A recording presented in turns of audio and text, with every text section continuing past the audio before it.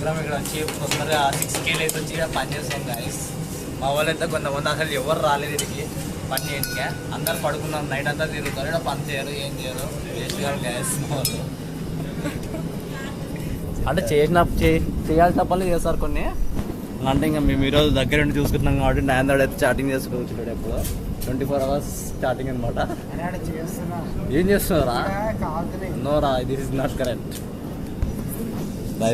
Gravy, gobi, మొత్తం carrot halwa, tomato chutney, onions, బొబ్బట్లు.